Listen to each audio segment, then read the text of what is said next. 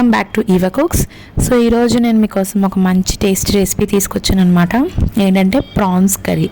Prawns curry ఎవరికి నచ్చదు చెప్పండి, that is the best taste. So ఈరోజు మనం ఈజీ అండ్ సింపుల్ నా మేకింగ్ ఎలా చేయాలో నేను మీకు షేర్ చేస్తాను. సో ఈ ప్రాన్స్ కర్రీకి నేను తీసుకున్న ఇంగ్రీడియంట్స్ ఏంటంటే only 1 large onion, 3 chilies and oil, ఉప్పు, కారం, జింజర్ గార్లిక్ పేస్ట్, అంతే, సాల్ట్. సో ప్రొసీజర్లోకి వెళ్దాం. Easy, don't waste time. And procedure ఏంటంటే ఇప్పుడు మనం ఒక 1 large ఆనియన్ అనేది నేను కట్ చేసి పెట్టుకున్నాను.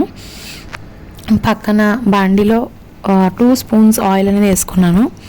అది బాగా వేడెక్కుతుంది అనేసరికి దాంట్లో ఆనియన్ అంటే 1 large ఆనియన్ అండ్ 3 chilies చిన్నగా కట్ చేసుకున్నవి నేను అందులో వేసుకుని ఫ్రై చేసుకుంటున్నాను అనమాట.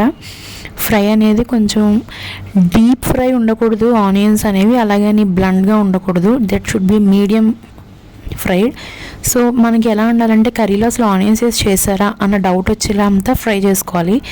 మరీ డీప్ ఫ్రై చేసినా అవి మొత్తం నల్లగా అయిపోతే అది మనం తినలేం, అది వేరే కర్రీ వచ్చేసేది. సో మన ప్రొసీజర్లో ఏంటంటే ఆనియన్స్ అనేవి బాగా ఫ్రై చేసుకున్నాక దాంట్లో ఫ్రాన్స్ అనేవి నీట్ అండ్ క్లీన్ చేసుకోవాలి. ఇక్కడ నా ఫ్రాన్స్ నేను ఏం చేస్తానంటే క్లీన్ చేస్తే దానిపైన నెత్తి మీద ఉన్న మ్యాటర్ అనేది ఉంటుంది, అది ఫ్రాన్స్ యొక్క వేస్టేజ్ అనమాట. దాన్ని మనం తీసేసేయాలి, రిమూవ్ చేయాలి. 3 times అలా వాష్ చేసాక కూడా నాకు కొంచెం స్మెల్ అనిపించింది. సో నేను ఏం చేస్తానంటే పసుపు వేసుకొని క్లీన్ చేసుకున్నాను. దానివల్ల ఏంటంటే స్మెల్ అనేది పోతుంది.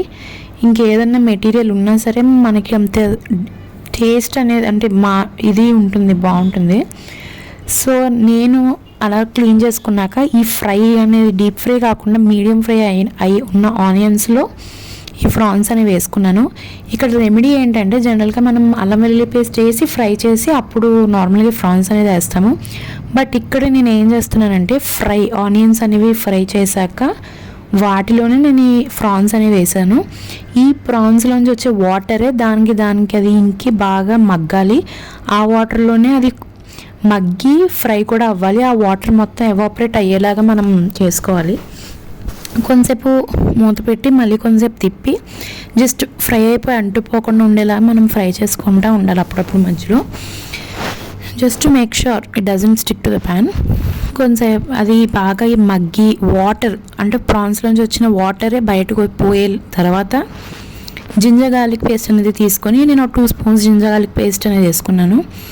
బాగా ఫ్రై చేసి కొంచెం వాటర్ అనేది వేసుకుందాం. Water is of all our interest. లేదు మాకు ఫ్రైయే కావాలి అంటే మనం కొంచెం మసాలా వేసుకొని ఉంచేసుకోవచ్చు, కాకపోతే లైట్గా వాటర్ వేసుకొని దాంట్లో మగ్గనివ్వాలి. అండ్ సాల్ట్, కావాల్సినంత సాల్ట్. నెక్స్ట్ ధనియాల పొడి 2 spoons ధనియాల పొడి. నెక్స్ట్ 2 spoons కారం వేసుకొని బాగా ఫ్రై చేయాలి. సిమ్లో కానీ మీడియంలో కానీ మాత్రమే పెట్టాలి, హైలో పెట్టద్దు, మాడిపోతాయి.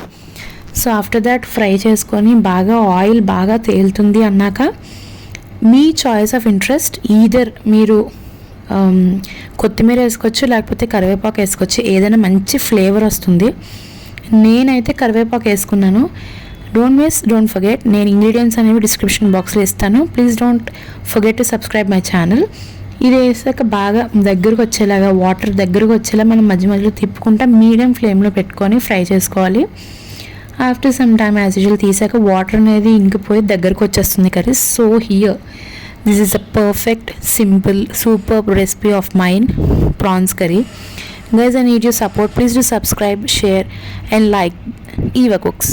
దీంతో పాటు నేను పేరింగ్ అంటే normal white rice, prawns curry, దీంతో పాటు ఇది బాగా దగ్గరగా వచ్చి ఫ్రైడ్గా అయింది కాబట్టి I gave a combo with rasam అనమాట, చారు. ఇది ఫ్రాన్స్ కర్రీ, చారు and white rice, super combination. So guys, ఇంకా ఇంత మంచి వీడియోస్ చూడాలి అని అనుకుంటే with simple technique cooking, please to subscribe Eva cooks.